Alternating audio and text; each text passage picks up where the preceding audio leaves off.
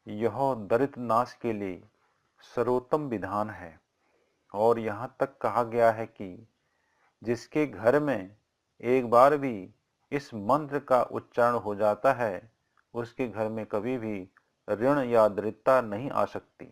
दोस्तों, अगर आपको मेरी यह वीडियो पसंद आई हो तो आप इसे लाइक करें और अपने दोस्तों में शेयर करें।